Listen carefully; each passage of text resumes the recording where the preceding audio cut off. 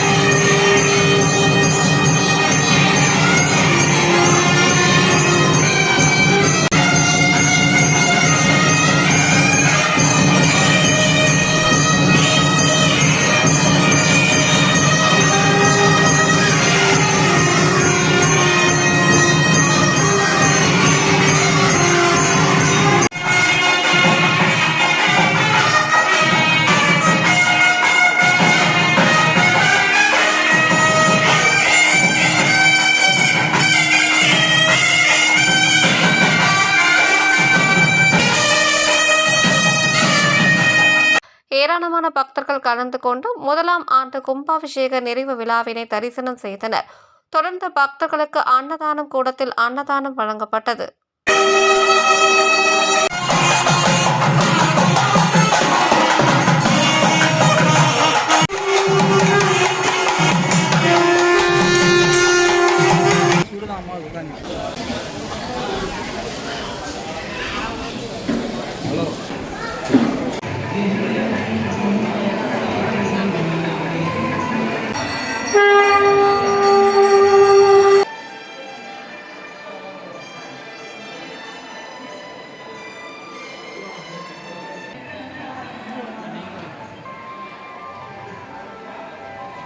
வணக்கம்.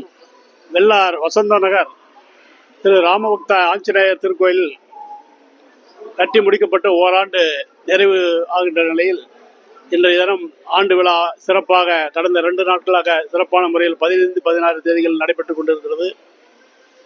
இந்த ஆலயத்தில் 12 தூண்கள் அமைந்துள்ளது. இந்த 12 ராசிக்காரர்களுக்கு உகந்ததாக அது ஐதீகத்தில் சொல்லப்படுகிறது. அதுபோன்று இந்த ஆலயத்தில் கடந்த ஓராண்டுகளாக வந்த பக்த கோடிகள் அனைவரும் அவர்கள் வேண்டியதை கிடைக்கப்பெற்றதாக நிறைய பக்த கோடிகள் சொல்கிறார்கள். போன வாரம் கூட ஒரு பக்தர் தான் குழந்தை இல்லை என்று வரம் வேண்டிக்கிட்டதாகவும் இந்த ஓராண்டில் அவருக்கு குழந்தை கிடைத்ததாகவும் இங்கு வந்து இந்த ஆலயத்தில் எடைக்கு எடை குழந்தைக்கு செலுத்தி பெற்றுள்ளார்கள். அதாவது குழந்தைக்கு எடைக்கு எடை பணம் செலுத்தி ரசீது பெற்றுள்ளார்கள். இது போன்று இந்த ஓராண்டு காலத்திலேயே இந்த ராமபக்த ஆஞ்சநேயர் பக்தர்களுக்கு வேண்டியதை வழங்கி கொண்டிருக்கிறார்கள். மேலும் இது சிறப்பாக வெளியூர்களிலிருந்தும் நிறைய டூரிஸ்ட் பஸ் இது போன்ற வாகனங்களில் தினசரி வந்த வண்ணமாக இருக்கிறார்கள். இந்த 2 நாட்களாக இந்த பல்வேறு பூஜைகளிலும் கலந்து கொண்ட பக்த கோடிகள் அனைவருக்கும் ராமபக்த ஆஞ்சநேயர் திருக்கோயில் அறக்கட்டளை சார்பாக எங்களது மனமுவந்த நன்றியை தெரிவித்துக் கொள்கிறோம். நன்றி.